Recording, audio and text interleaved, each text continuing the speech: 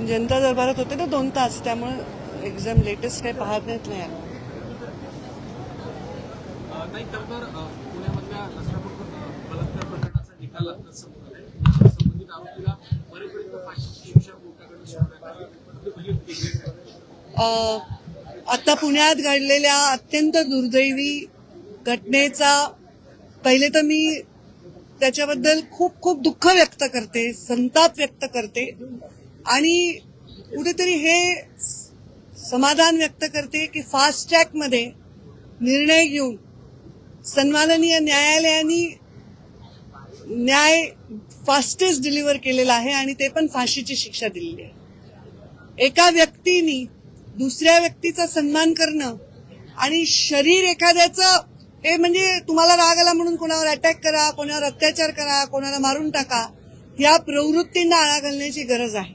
आणि हे मी जो निर्णय आहे तो एक स्त्री म्हणून सुद्धा त्याबद्दल मी समाधान व्यक्त करते. पण तरी पण त्या कोवळ्या जीवाचा जो जी त्याच्यावर अत्याचार झाला त्याच्याबद्दलची माझी संवेदना ही सदैव कायम राहील. आता कोर्टाची आणि जे फास्ट ट्रॅक मध्ये यंत्रणांनी काम केलं त्यांचे संबंधित गृह मंत्रालयाचे सुद्धा मी त्या मनाने आभार व्यक्त करते. जसं म्हणाला की त्याच पद्धतीनं फास्टेस्ट निकाल आलेला आहे. आतापर्यंत ज्या बलात्काराच्या घटना होत्या त्यामध्ये ज्या काही सुनावण्या झाल्या अवघ्या 60 दिवसांच्या आतमध्ये हा निकाल लागलेला आहे. कोर्टानं असं देखील म्हटलंय की खरं तर आरोपीचं कृत्य पाहत होतं याहून अधिक मोठ्या शिक्षेसाठी पात्र होतं, परंतु आपल्याकडे फाशी हे एकच प्रावधान. म्हणजे कोर्टाची पण जी भावना आहे मी तेच सांगते की कधी कधी एखाद्याला शिक्षा ठोठावल्यानंतरही अजून शिक्षा करावी वाटावी असा एखाद्याचा गुन्हा असेल तर ती भावना कोर्टानेही व्यक्त केली आहे आणि ती सगळ्या राज्यातून व्यक्त होत आहे. असं फास्ट ट्रॅक निकाल लागले तर ह्या नराधमांना आळा बसेल आणि गुन्हा करताना 10 वेळा कोणी विचार करेल अशा पद्धतीचा एक त्यांच्या मनामध्ये थरार निर्माण झाला पाहिजे.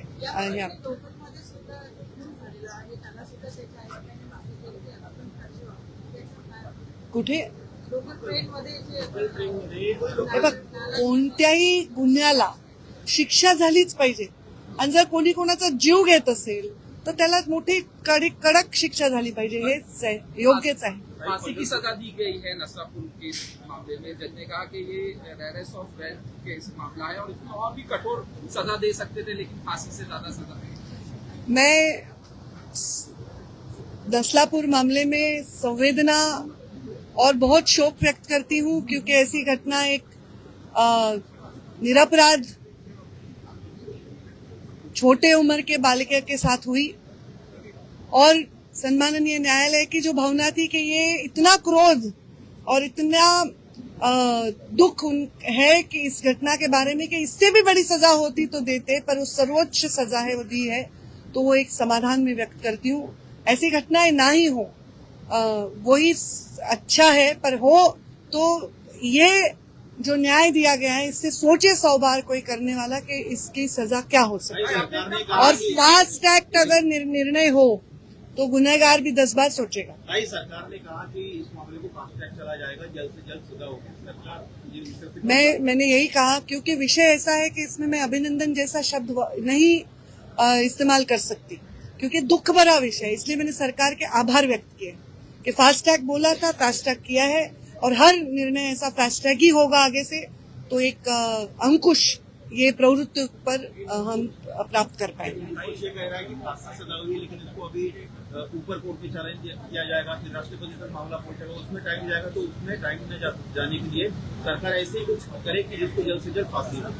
अभी ऑलरेडी फास्ट ट्रैक में गया है, ऑलरेडी सरकार सुनाई गई है सजा, तो अभी ये तो प्रावधान है ना. हमारी न्याय व्यवस्था ऐसी है जिसको हम कहते हैं कि हर गुनहगार को सजा होनी चाहिए पर बेगुनाह को नहीं होनी चाहिए. तो जो प्रावधान है वो यूज करेंगे, पर हर बार उतनी ही डटकर हम खड़े रहेंगे, हमारी व्यवस्था खड़ी रहेगी और ये फांसी की सजा होगी ही. टीटी पेपर लीक को लेकर विपक्ष हमलावर है, कह रहे कि सरकार के बैठे लोग इसमें शामिल है. ऐसे कैसे पेपर मुझे इसकी जानकारी नहीं, व्यवस्था मेरे विषय के बाहर है, पर विपक्ष जो भी कह रहे हैं उसके ऊपर अभी अगर फांसी की सजा सुनाई दी है फिर भी विपक्ष कह रहा है कि इसमें समाधान नहीं, तो इसमें हम क्या कह सकते. अजूनही दयनीय अवस्था झालेली आहे. त्याच्यामध्ये फ्रेश येतोय, मासे मेलेले भेटतात आहे, मी त्याची घाण आहे. त्याच्याबद्दल आपण काय बोला? एकटी इंद्रायणी नदी नाही, पाण्याचं सर्वत्र प्रदूषण आहे आणि त्याच्या संदर्भामध्ये खूप व्यवस्था आपण करतो. मी एक तास त्याच्यावर उत्तर देते सभागृहामध्ये आणि या व्यवस्था जेव्हा संपूर्णत्वाला येतील तेव्हा हे प्रदूषण संपूर्ण नाहीसं होईल. आता काही दिवस आपल्याला ते आढळेल. मी स्पेशल कमिटी लावून या रूटवरच्या पाण्याच्या संदर्भामध्ये तपासणी करण्याचे आदेश माझ्या अधिकाऱ्यांना दिलेले आहेत आणि जे प्रदूषण करणारे आहेत त्यांच्यावर कारवाई करण्याचे आदेश दिले.